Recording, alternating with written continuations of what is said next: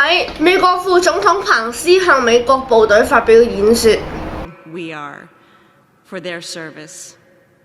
But there's somebody else who's been fighting to stand for our military and our military families for the last 4 years. And each one of you are near and dear to his heart. And this is where he wanted to be for his final speech as Vice President of the United States. So I give you Vice President Mike Pence.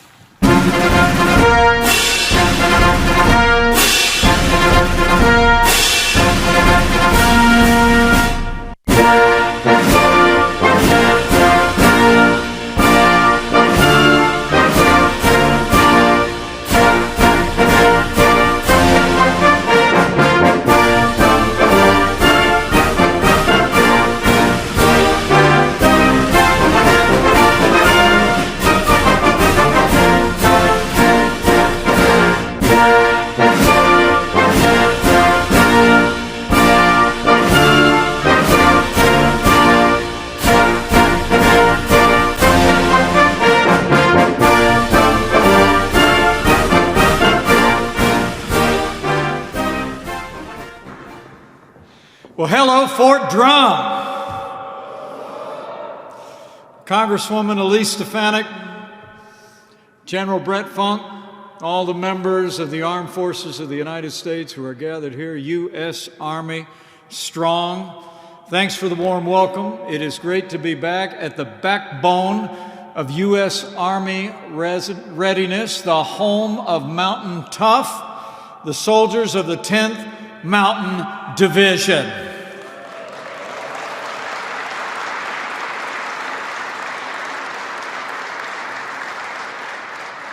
You know, for more than 100 years, the North Country has been the training ground for America's soldiers. Today, the men and women of the 10th Mountain Division train here, deploy here, and climb to glory. So give yourselves a round of applause. America is proud of the 10th Mountain.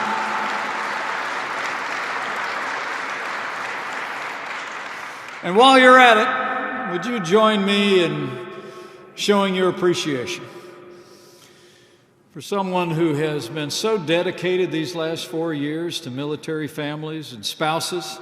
She's literally traveled the world, encouraging those who stand alongside all the men and women who serve. And as you just heard, she's a Marine Corps mom, my wife of 35 years, but the best second lady the United States has ever had. Would you join me in thanking Karen Pence for all she has done for America these last 4 years? I'm so proud of her.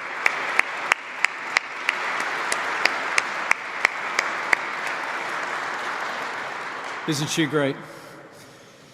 You know, I'm here to deliver a very simple message to each and every one of you on behalf of your Commander-in-Chief and every American. Thank you for your service. And to the 1st Brigade Combat Team, welcome home.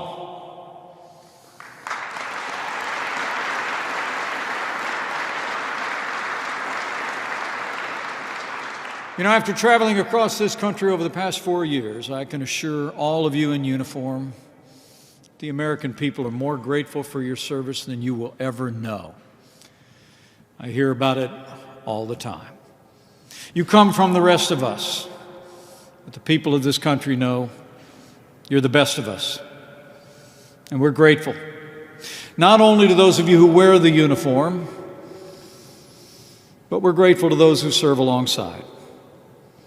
So many of you serve every day as a family while you train, while you deploy. It's your wives, your husbands, and the parents who keep the home fires burning. And as you just heard from my wife, Karen, we know what we're talking about.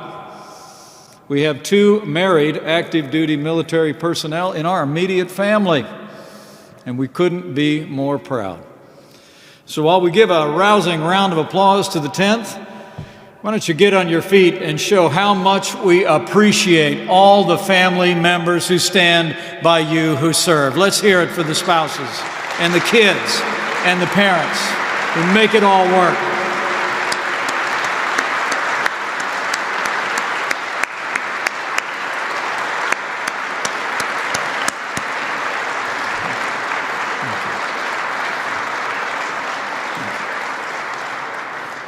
You know, as I look out at all of you gathered here, it really is remarkable to think of the countless American heroes who stood where we're all standing today. Warriors who've come here, trained here, and deployed from here to virtually every corner of the world. Since 9/11, the 10th Mountain has been the most deployed division of the U.S. Army, with thousands deployed every day. The 10th Mountain Brigades have served a combined 46 deployments to Iraq and Afghanistan.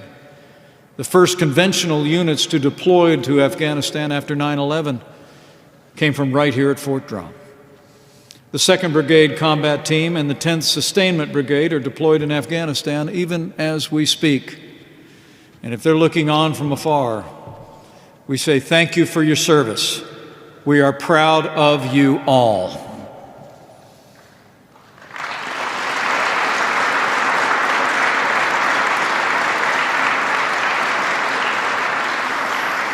In fact, it may well be true in the days ahead that members of the 10th Mountain Division could be among the last conventional units, should the day come that the war in Afghanistan finally comes to an end. Your mission in Afghanistan has been vital to the security of the American people. This year will mark 20 years since the forces of radical Islamic terror plotted and perpetrated the deadliest attack on the American homeland in the history of our country. From the safe haven of Afghanistan, the terrorists of al-Qaeda struck the United States on September 11th, 2001. I was a new member of Congress then, had just arrived that year representing the state of Indiana. And I'll never forget where I was. Just off Capitol Hill when I heard that the towers were struck in New York City. Or the moment when I walked out of that office building across from the U.S. Capitol and saw what was a clear blue sky over Washington, D.C., literally filled with billows of mud brown and black smoke billowing out of the Pentagon. It's a sight I'll never forget. Later that day, I was able to slip back across the Potomac River to go to the little house Karen and I had rented with our children as my service began in Washington, D.C. While there was work to be done on Capitol Hill, we thought it was important that we gathered with our kids, young children at the time. We sat around the kitchen table to tell them what happened, to reassure them, and to pray. But I'll never forget the moment that I was walking out of the kitchen, and my daughter Audrey, who was just 7 years of age, followed me out the door. And she said, "Dad, I have a question." And I looked down at her and I said, "Audrey, I have to go. I have things I need to do." And she said, "No, Daddy, I have a question." And I said, "I really have to go." And she stamped her feet and said, "Daddy, I have a question." And I looked at her and I said, like a sensitive father that I was, "What?" And she looked up at me with those big brown eyes, 7 years of age. And she said, "Daddy, if we have to make a war, do you have to go?" I dropped down on one knee and I threw my arms around her because I suddenly knew where her little heart and mind was at. I hugged her and I told her, "Daddy's too old." But I tell that story because there's not a day gone by in 20 years that I haven't thought of all of you who answered that question differently, to your families, to your loved ones. A generation of heroes. You all are. who stepped forward and took the fight to our enemies on their soil. There's never been a day gone by that I and every American hasn't been grateful to the 10th Mountain Division and every American hero in uniform. Thank you all.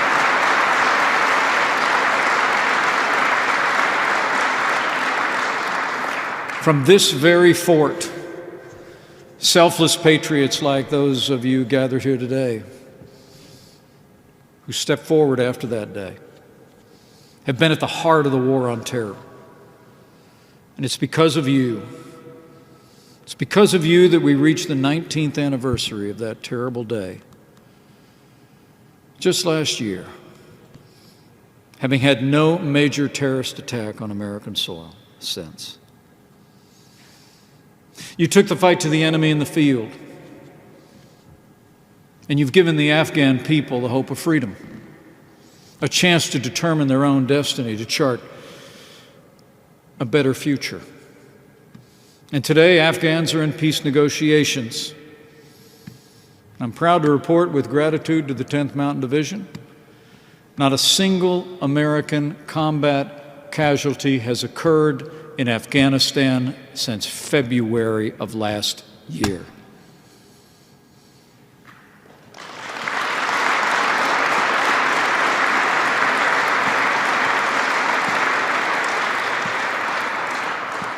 And our troops have been coming home. The 10th Mountain Division did its job, and I know you'll continue to do just that every single day until the last American soldier comes home.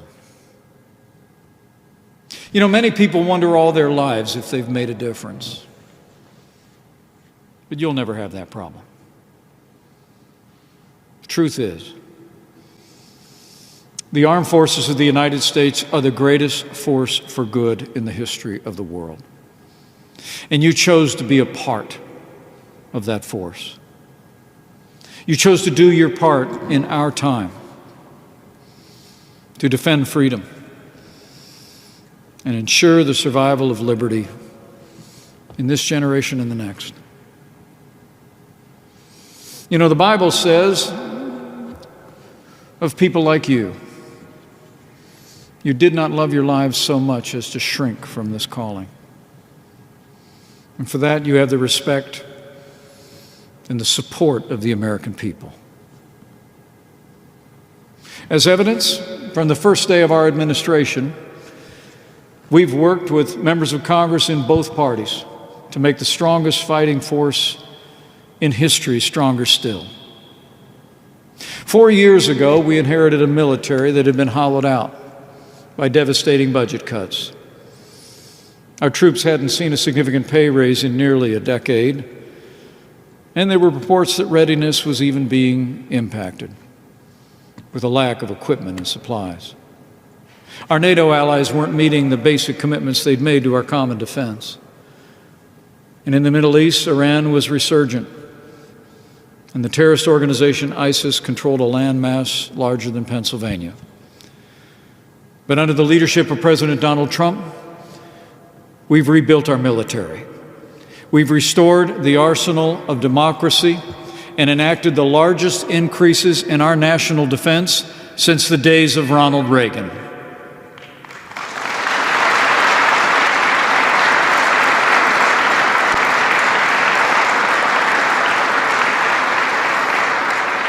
And with the support of our allies in Congress, we're once again giving our soldiers, sailors, airmen, Marines, Coast Guard, and Guardians the resources and the support that you need to accomplish your mission and defend this nation.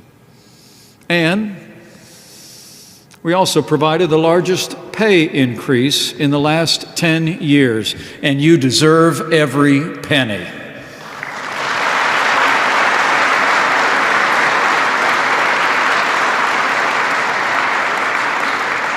Now, let me say, none of that would have been possible without the strong support of leaders in the Congress of the United States. And here at Fort Drum, it's important for me to tell you, none of that would have been possible without the strong support of Congresswoman Elise Stefanik on the Armed Services Committee of the House of Representatives. Would you join me in thanking Congresswoman Stefanik for her strong support for Fort Drum and our armed forces?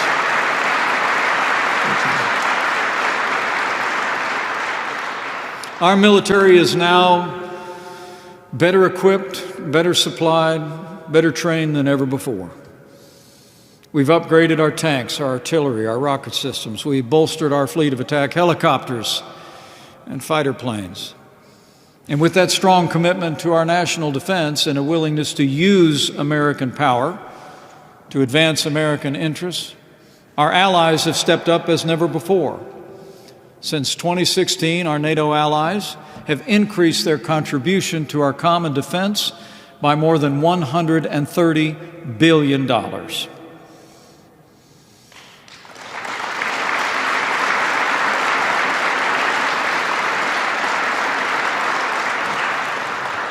History teaches that weakness arouses evil.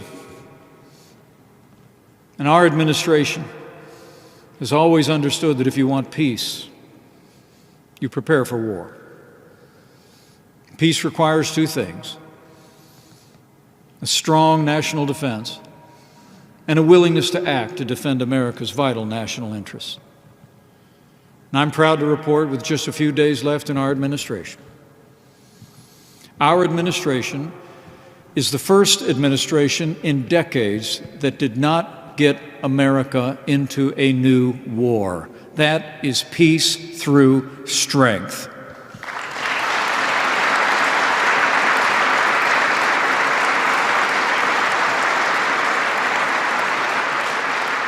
And with that strength and with the valor of the 10th Mountain and our armed forces around the world, we've taken the fight to radical Islamic terrorists on our terms, on their soil. More than a year ago, our armed forces captured the last inch of territory controlled by ISIS, and the 10th Mountain was in the fight from early on. U.S. forces crushed the caliphate and took down their leader without one American casualty. And during these past 4 years, we've stood up to the leading state sponsor of terror as well.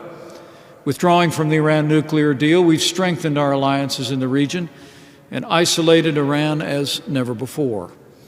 And when the most dangerous terrorist on the planet threatened to do harm to American forces, we acted, and Iran's top general, Qasem Soleimani, is gone.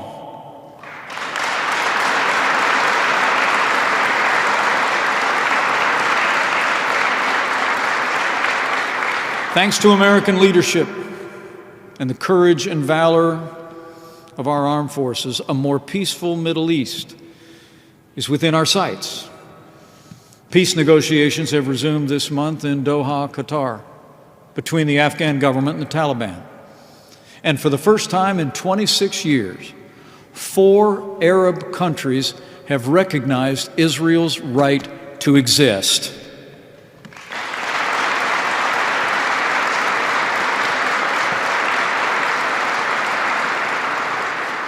So whether it be in the global war on terror or manning the ramparts of freedom in Europe, men and women of the United States Army have been at the tip of the spear, and you always will be. Your readiness, staying Army strong, is more important than ever before. The 10th Mountain Division in particular will be the vanguard in the years ahead to ensure that no nation will ever again become a safe haven for evil that could threaten our people or the wider world. We're all counting on you because we know we can. So on behalf of your Commander-in-Chief, let me offer you this admonition. In these challenging times across the wider world, be vigilant. Mind your mission. Respect the unified chain of command. Keep taking care of each other. And never doubt that every decision you make matters to the defense of our nation and our vital national interests abroad. Give America your best every day in the very best tradition of the 10th Mountain Division. And as you stand your post, I want you to know the American people are behind you 100%. You know, I'm always humbled to stand before men and women like all of you. Because while my dad was a combat veteran, U.S. Army,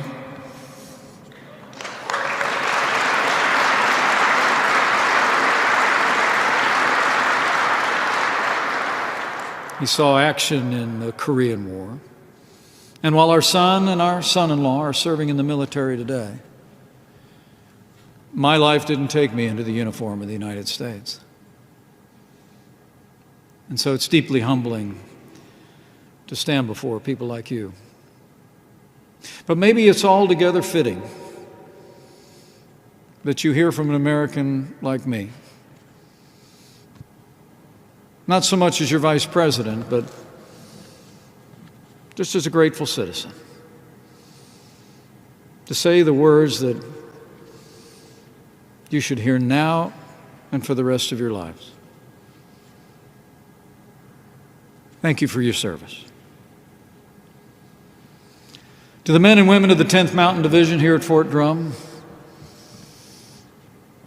I assure you, you are the strength and the pride of the American people. America is the freest and strongest nation in the history of the world. And you secure that freedom. And you are that strength. You step forward in a calling where you decided to count our lives as more important than your own. For just like those in generations that have gone before, the day you stepped forward, you knew that the soldier does not bear the sword in vain. And so as I thank all of you here, and all of those members of the 10th Mountain that are deployed overseas at this very hour, let me say to each and every one of you, our nation will never forget or fail to honor those in the 10th Mountain Division who gave their last full measure of devotion. I promise you that. And I want to assure you that the American people understand the risks that you shoulder every day. But know this, you do not bear that burden alone. Wherever you're called to serve, wherever you are deployed, I promise you, you will carry with you the strength and pride of this nation. And you will carry with you the prayers of millions of Americans. Every day, in homes across the land, in the city and on the farm, around dinner tables, at places of worship, or just in quiet moments, I know the American people are praying for you. Each and every one of you. In the words of the psalmist, that no harm would befall you, no disaster would come near your tent, and that as you serve, that His faithfulness would be your shield and your rampart. So thank you for the privilege of being with you today. And as our time in office draws to a close, allow me to thank you for the privilege of serving as your vice president. It's been the greatest honor of my life. And it's been a special privilege to serve all of you and men and women like you who I've met all over this country and all over the world wearing the uniform of the armed forces of the United States. My fellow Americans, we've all been through a lot this past year. But through it all, I've seen the strength and resilience of the American people shine forth. And I see that strength in your faces today. Looking out at all of you and remembering the countless heroes we've met along the way these past 4 years, and remembering the grace of Him that has ever guided the destiny of this nation, I have faith that the day will come when we put these challenging times in the past and emerge stronger and better than ever. We will heal our land. We will renew our strength. And the best days for the greatest nation on earth are yet to come. In this one nation, under God, indivisible, with liberty and justice for all.